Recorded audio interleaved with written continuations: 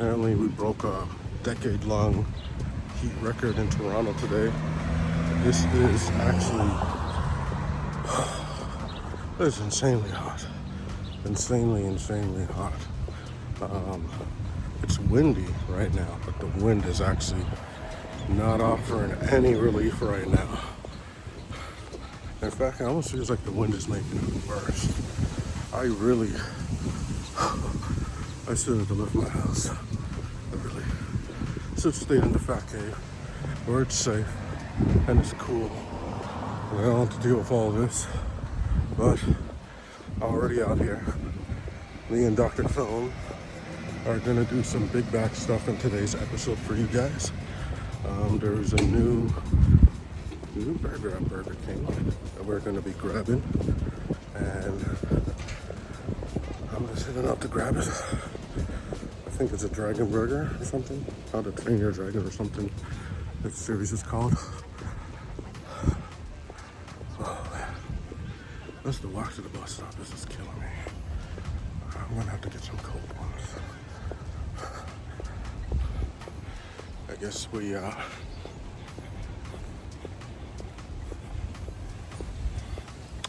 yeah, you know what? I'll be back once I'm inside somewhere that's cool and I'm not sweating me ass off. So I have got this Dragon Flame Whopper. Let's see what's in here. Red bun, pickles, cheese. I was hoping there'd be jalapenos. Let's get these tomatoes. How dare they put two? Two? What the hell is wrong with you? Covered in sweat. This is what outside did to me.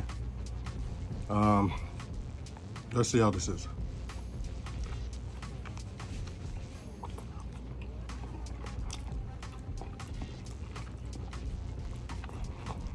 Tastes like a good Whopper. I'm not tasting any spice in this or any kick.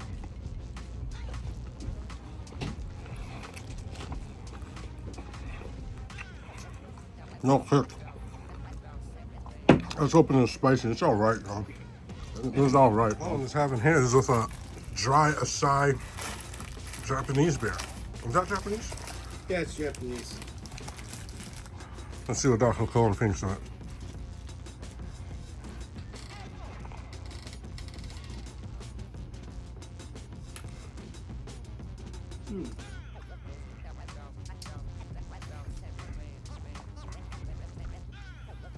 Honestly, it tastes like a regular Whopper. Yeah, there's no kick or spice to it. See, I'm getting sick of these commercials that have this big build-up. But when you finally get said burger, all you're really seeing, like, it's a red bun, yeah. Yeah. That's about it. I was expecting some spice to it. I thought it was like the Angry Whopper. No. It's like a regular bear. Now, hopefully this bear doesn't disappoint.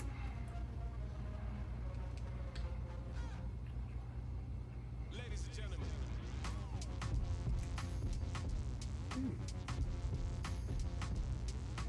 It's actually pretty good. Yeah, you like it? Because it's cold, but like most beer, the moment this gets warm, I'm gonna throw it away. Or I'll finish it. So you drink beer fast. What's going on, peeps? I'm in Rentas Kingung up in here, checking in with the peeps. Another daily vlog, and guess what? It is 1 in the morning and I have not started filming. I did film some clips earlier. I got a payout from Cameo. Very nice tip from a very lovely fan. Came out of nowhere. It was just very nice and unexpected, honestly. But yeah, I was out late and was filming, and I just realized those clips I filmed when I went out, like, sucked. It kind of seemed like I was visible, but it would feel like I'd be giving you guys some 90s VHS that kind of seems it might be from the Scrambled channel, but it's like one of those rare moments where everything's in place and it's just the colors off. So I figured to come talk to you guys, see what's up. Sunday, tomorrow's Monday. Finally, like, this heat wave here has been insane. Sunday was the first day here in Toronto where we really got slapped with some crazy heat. Fortunately, we got our guy coming to set up our AC for the year. How many of you got it already done or waiting to get it done? How did you deal with the heat? Like, I couldn't sleep last night. I feel I may have been having some severe nicotine withdrawals because I tried the cold turkey stop. Did not work.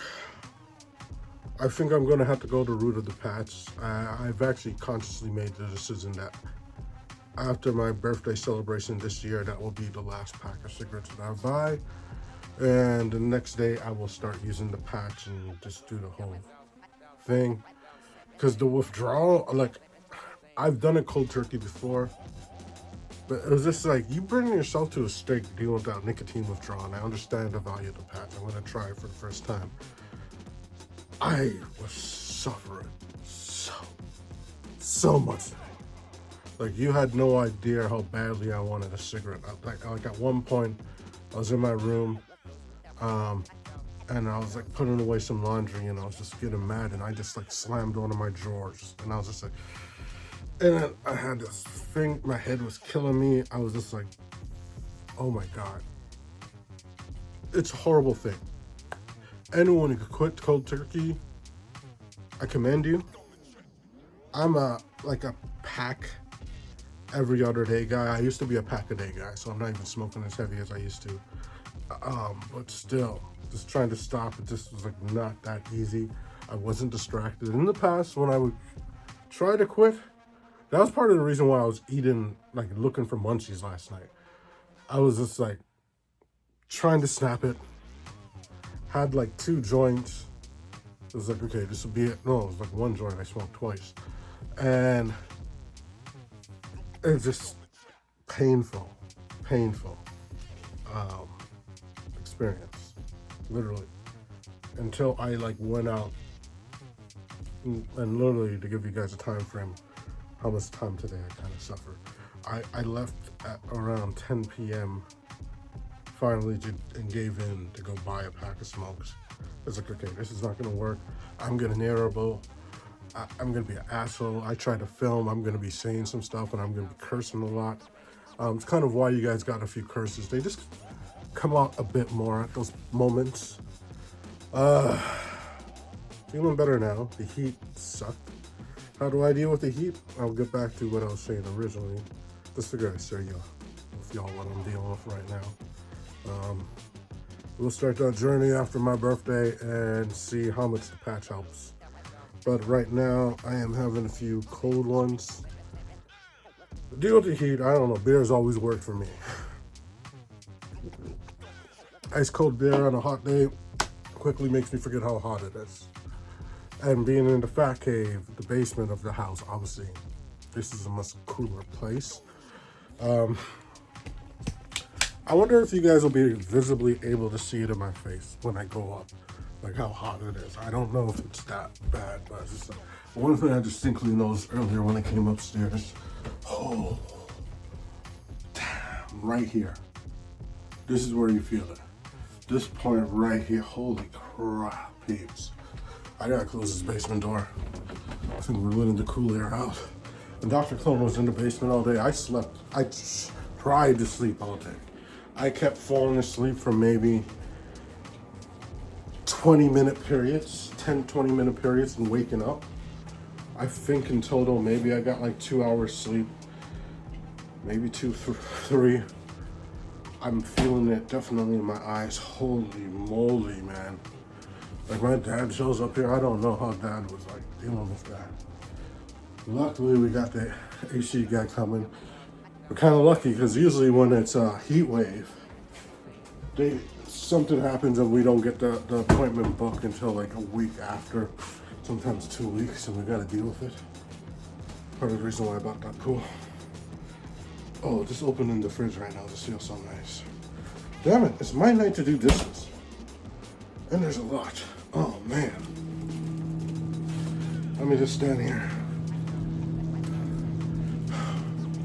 That didn't even do anything, honestly. That did not do anything. This is like usually doing that at any time just relieves you. I'm going right back downstairs. Don't have anything to grab. Okay. Dad left one empty bottle of beer, so we'll take it down here. Put the rest of the empties. Let me close this door all the way. I don't want any heat getting out right now. Oh, yeah. Right here.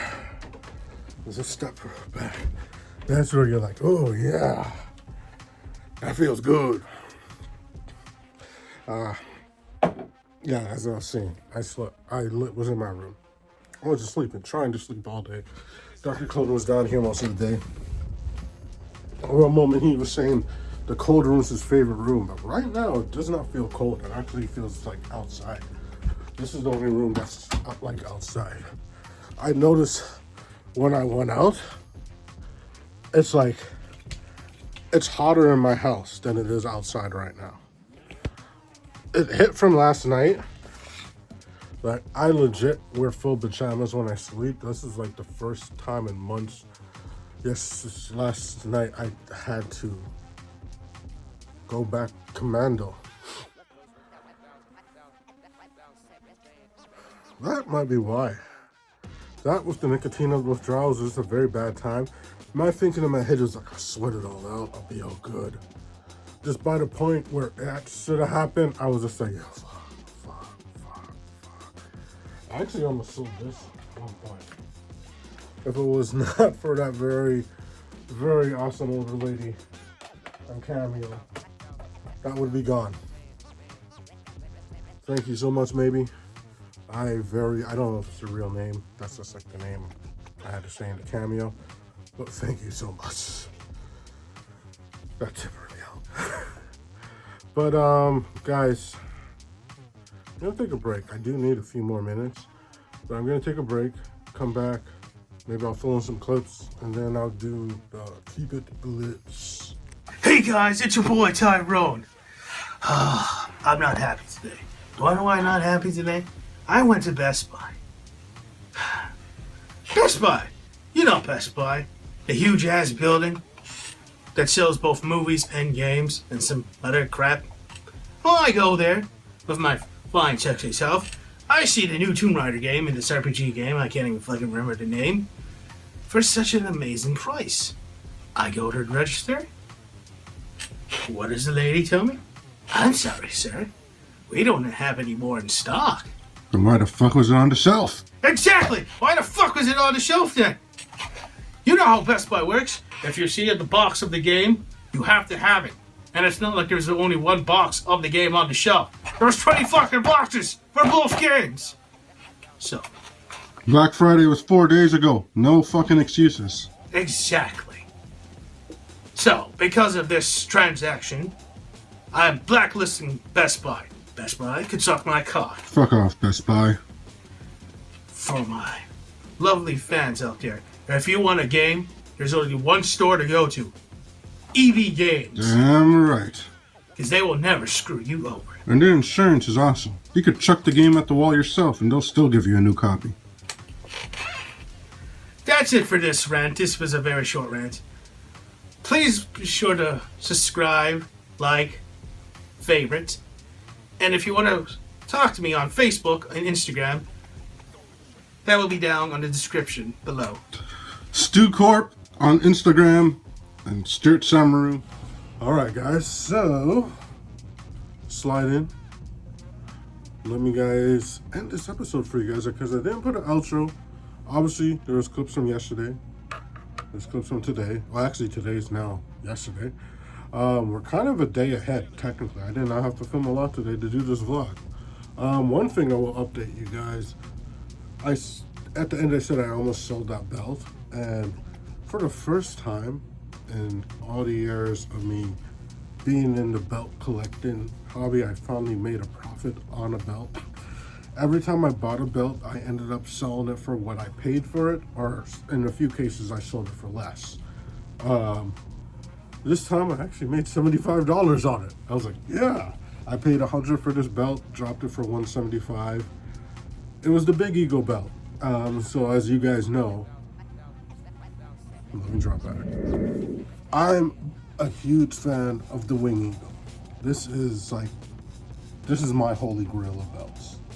That belt, the Big Eagle, is the belt that replaced this belt. A belt that I have for years hated as much as I hate the big gold belt, the WCW NWA champions. I'm sorry, it's plain. I know people, because of its prestige, respect it, but so many people try to talk about the design. That is the plainest, lamest design of any champion belt in history. Absolute garbage. Now, the Big Eagle is just like essentially just but big. But this is the belt that all my childhood heroes wore. Bret Hart had this belt. Shawn Michaels had this belt. Macho Man Randy Savage had this belt. The Ultimate Warrior had this belt. Heck, even Hulk Hogan had this belt. This is the belt of wrestling legends to me. The Big Eagle belt was held by legends, but obviously I hated it. That was one thing. If you knew me as a wrestling fan back then, I complained about that belt. Always said they should bring this back. Then they bring it back as the hardcore and destroy it. So I had that belt I got it for $100 only because anyone in the belt collecting industry know an adult-sized metal belt for under $250 is a rare find. And I understood the guy was in a bad situation. He just needed the money at the time. I was had a pretty good commission check that weekend, so I was like, okay, I'll spend $100 on the belt. I saw it as an investment, and yeah, I knew I could have got at least like $150. I would have made like $50 back. The thing that it is, like, when the dude, I made arrangements because there's let me put this one down. It is heavy. Had a few offers and someone tried to do some like Interact scam. So to me, it was just like, I sold it on Facebook Marketplace. You could see the person's profile. There was a lot of blank profiles reaching out, demanding I sell it to them. Like, I got offered up to like $230. But the dude who I sold the belt to, I saw his page. He's an actual wrestling fan. He has pictures of him with belts. When I met him, he told me it was one of those, as you guys know, it was a WWE Figs belt from back in the late 90s, early 2000s. He told me he had a few of them, and he was trying to recollect all of them, but this is one he never had but always wanted. So I was just like, if I'm letting go of that belt, I want it to be a real fan, and I'm not putting myself to be in a position, because we've heard about people getting jumped on that thing. If I'm selling something wrestling, I'm going to only sell it if I see someone has a profile that has wrestling stuff in it. I'm sorry. I just, you gotta protect you. This world's a dangerous place. But, yeah, $75 profit the first time. And there's actually Intercontinental I saw going for $150 that I might be able, I'm pretty sure I can get $240 for it if I buy it and wait a few months. So I think I'm going to get that Intercontinental for $150 this weekend. It's just a thing, I realize it's mainly when there's shows. People are always just trying to sell whatever belts they don't care about because they know that they want money for whatever wrestling show or pay-per-views going on in the area. Some are just for other stuff. So it's just like, well, I'll buy it, but I'll make sure to only sell it to another true fan. Someone will appreciate it. It was a cool belt, but it served its purpose. I used it for one cosplay, and I learned one thing from doing that cosplay. I am not carrying a champion belt in public ever again. First off, it's heavy, so to be walking around for hours with that on my shoulder did really suck. But, I was The Rock. People recognized me. It felt cool. I had my microphone. I was in the mood. I was in the vibe. I was hyped. But then there was an added factor of when I put it in the bag and I'm walking around with the bag, that inner fear is like, I can't put my bag down for a second. I gotta keep this on my shoulder, my gym bag. Just that fear of like, if you sit down, whether you're in the Uber or if you're on a bus. We took the bus there and then took an Uber home. It's like, I can't take my eyes off of this bag because it has this belt. Never doing that again. Never taking a belt anywhere again. But I did it, and the fact that I won't be doing the cosplay again is why I was willing to sell the belt. If I can get that Intercontinental 150, I could do the younger version of the Rock. I would have to grow my hair a little higher up and get a fade. So I might do that. We got Fan Expo coming up. If I don't cut my hair until, I think that's late August, maybe I'll get a tall enough to play Young Rock. So yeah, maybe I'll do that. But let's end this up. Thank you guys for joining us for another daily vlog. Stay good, stay hood, and always, always and forever, keep it